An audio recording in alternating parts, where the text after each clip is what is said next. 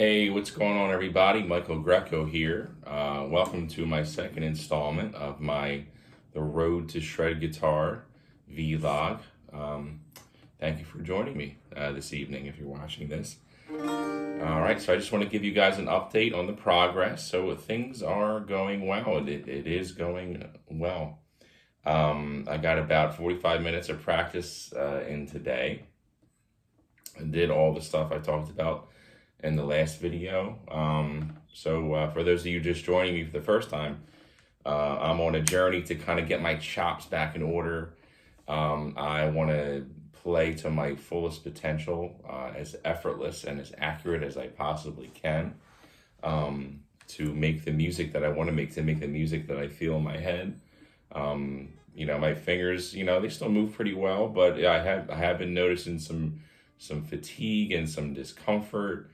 And also, just having to warm up and a little bit more often than I used to. And also just, fingers, flailing, kind of moving up higher off the strings, things like that. You just some kinks and some issues that, it's kind of tedious and kind of heartbreaking too, to just kind of go back to basics a little bit, kind of go back to the beginning, where I'm practicing things very slow at first and gradually building them back up again. And one of the things I'm also doing is I'm just really actually looking at my fingers while I play. I've not done that in a long time. Once I, kind of memorized the whole fingerboard, and, I haven't really just like sat and played and looked at my fingers, and I'm just making sure that they're only so far off the fretboard when I'm done using each finger, things like that, and that stuff is really, really helping. So hopefully that'll kind of get me back to where I want to be, things like that. So yeah, I have been doing that lately, just looking at my fingers. I can see right now my pinky is kind of going up a little bit further than my other fingers. So if I look at it, really focus on it,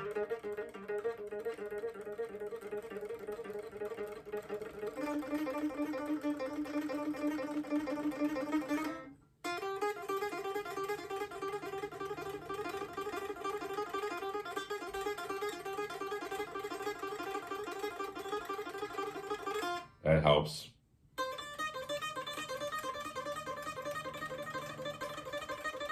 And whenever I start to feel tense and fatigued, or it's it doesn't sound quite accurate, I just slow it down.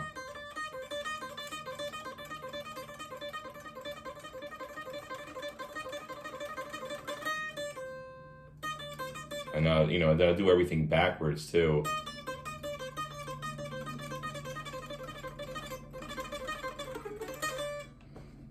Cool. So yeah, so that stuff's been really, really helping. Looking at my fingers and just kind of mentally just saying, no, that's too far off the fretboard.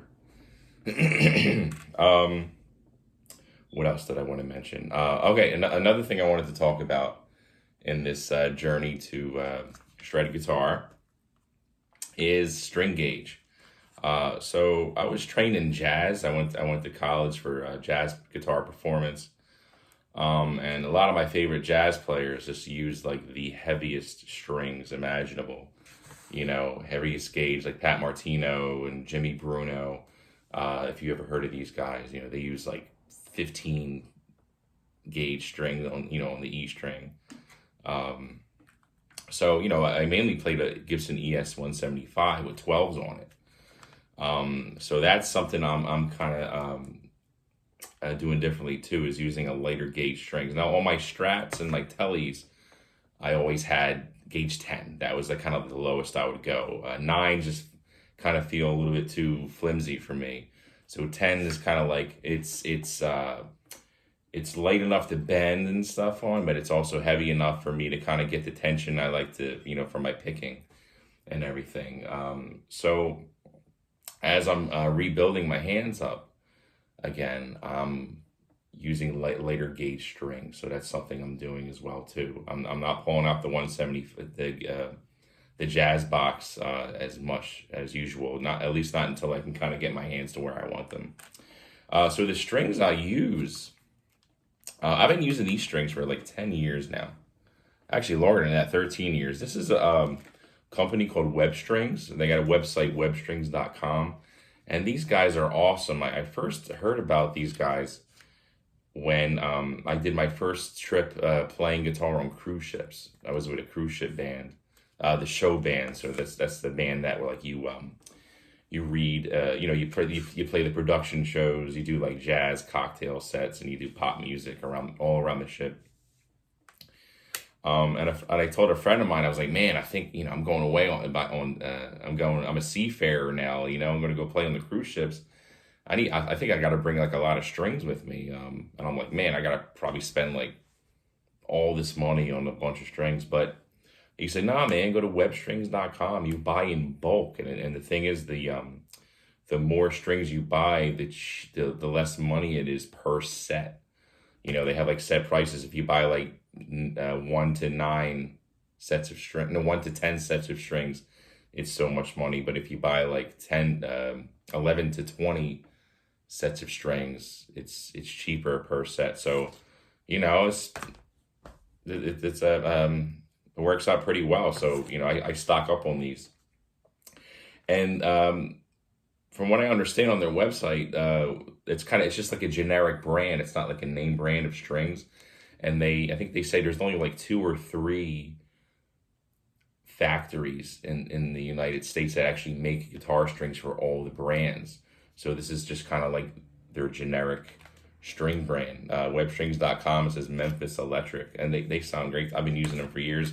I used their Gauge 12 for my jazz stuff. They sell nylon strings, and the cool thing is too, you can mix and match their the sets too. You can like set what gauge you want per string, and they'll make custom sets for you. So that's pretty cool. And by the way, I'm not sponsored by them at all. I just really love these strings. I've been using them for a long time. So that's something I've been doing differently. I'm concentrating on a later gauge string. So yeah, it went really well today. My practice session, the same stuff that I showed you in the first installment. I was at 132 BPM. Now I am at 144 BPM. So just to kind of document that progress, I got the metronome here. I got the dial at 144, and I'm doing it in 16th notes. So, and I may slow down a bit just to, if I'm feeling some tension. But I'm gonna do all that one exercise I showed you yesterday. Let me turn this off for a second. With the where you have the stroke on the next string. So I'm doing all string groups, second and first, third and second, fourth and third, fifth and fourth, and sixth and fifth. The same thing across all strings.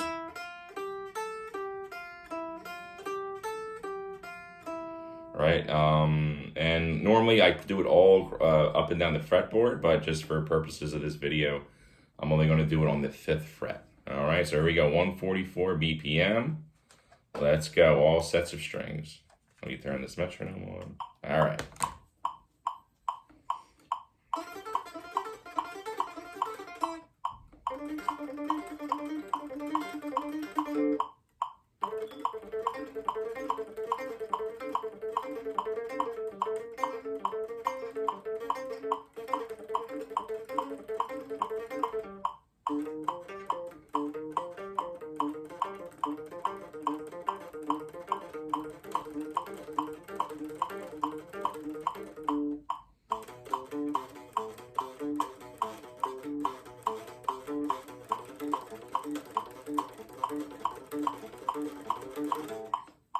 Do this one again.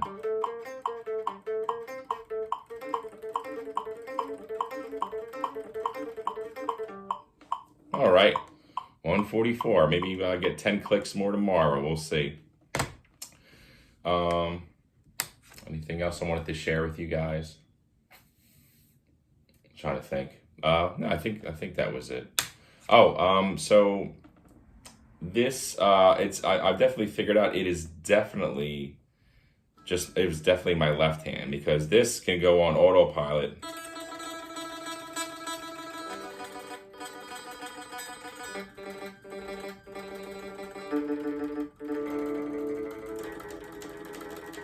So like it seems to be, this is kind of no fatigue, nothing with this, but I think this is the thing that's tricking me up. So it's definitely the left hand. So I'm glad I kind of had a little moment of enlightenment that this is the issue here. Also, what I'm going to be doing differently is I'm going to add, instead of just going like this, I'm going to add those extra 2 notes to finish up the phrase.